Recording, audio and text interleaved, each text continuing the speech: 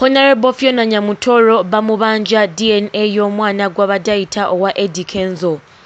Mwebale kubanga mwekuumira ku Legit TV 256 nga bulijjo utubaleetera amawulire ate agafa ku celebrities bamwe wano e Uganda. Wewawona okutuusaako embeera egenda mu maaso mu ggwanga lyo wano Uganda. Mwasibye mutyaba nnyabo ne bassebo mugyebaleko egyo gyonna gye mukola. Kansubire nti ate mwenna muli bulungi.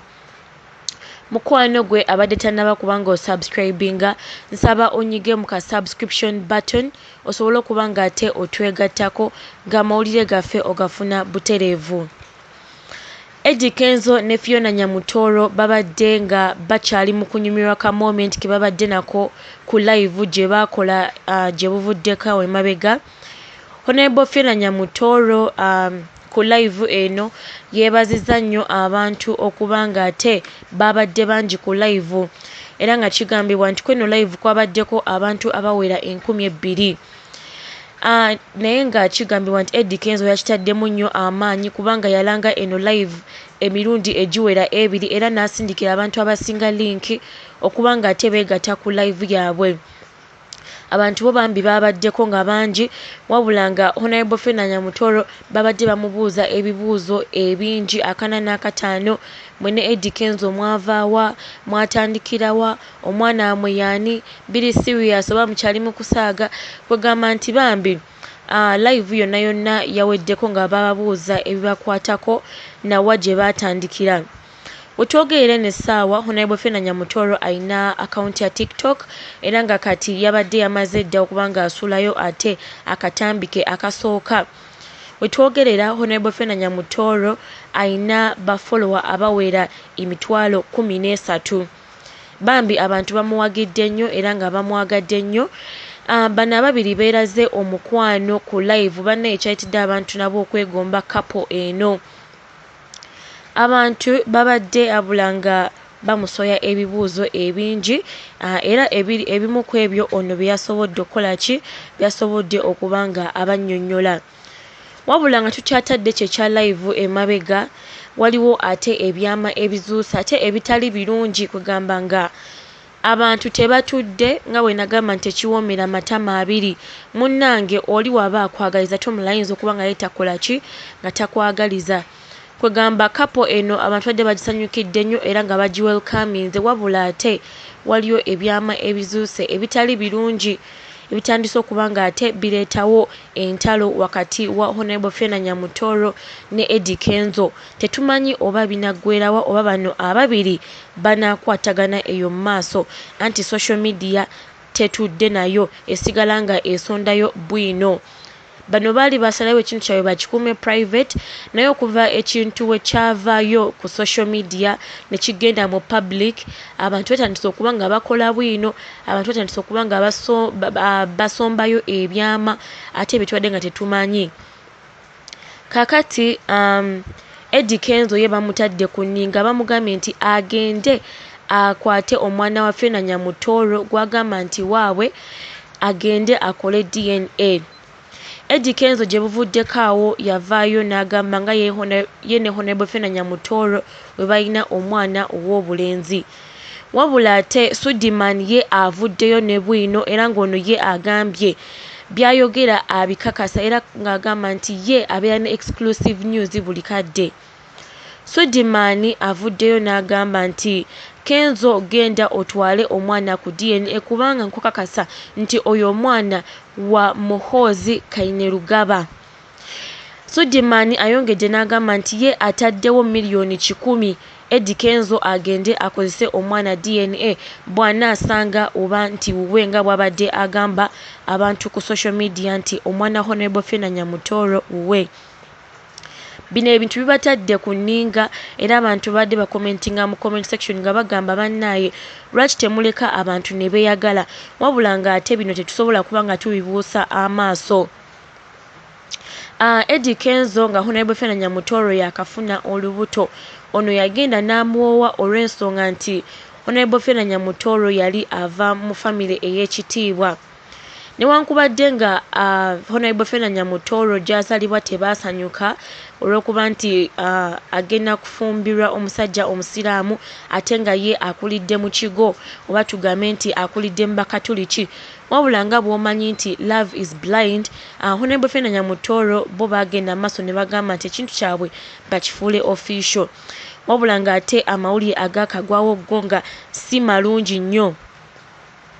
Nyamutoro okuweebwa position eyo gy'aliko right now kigambibwa nti baagimuwa olw'ensonga nti omwana gw'alina wa Muhoozi Kainerugaba. Sudiman aggyeyo bwino n'agamba nti Nyamutoro yagenda mu maaso n'okulimba Eddie Kenzo omuli n'abasajja abalala nga taata wa Muhoozi amanyikiddwa nga Toyota, n'abalimba nti nabo omwana waabwe.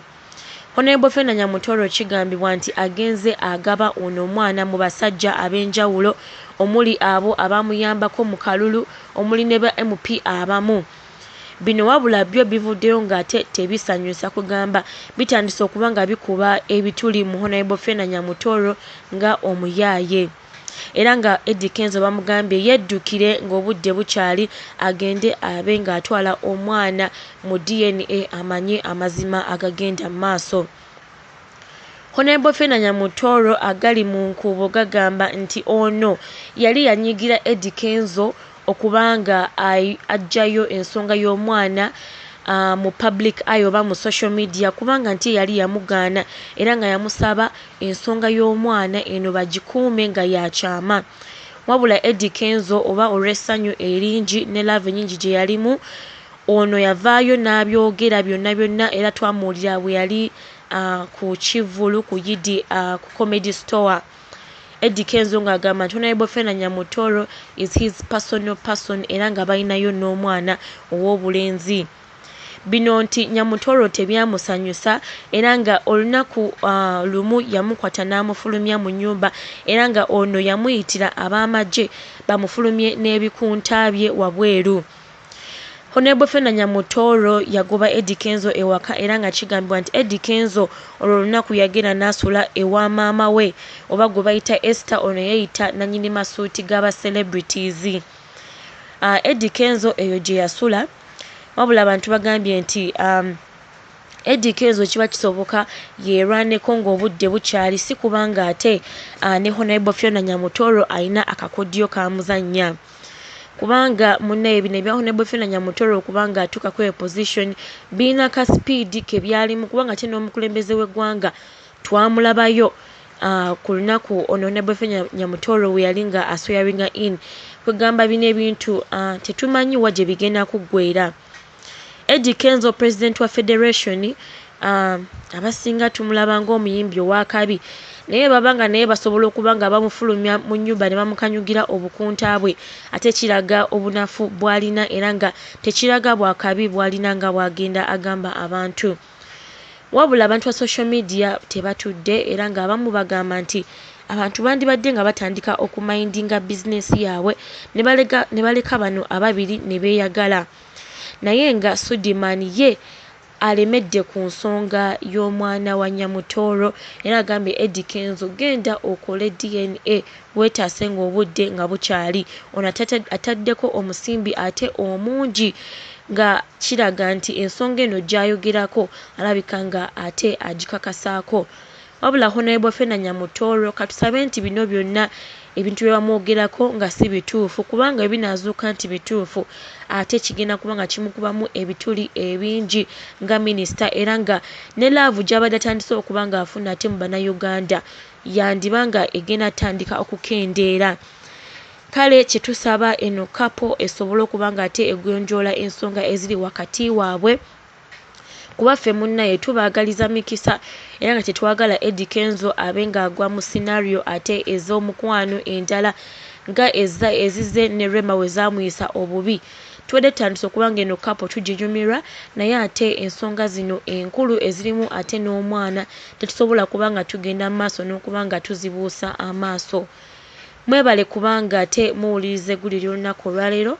Nsaba nti ndiwunzikire wano era tulinde ebirala ebinaaba bivaayo byonna nja bba nga ate mbibaleetera mu bujjuvu. mwebale kubanga mwekumya ku Legit TV 256 bannaye mu likinge mu subscribing ate mu commenting no commentinga mwebale nnyo mwebalire ddala ate mbagala nnyo mweraba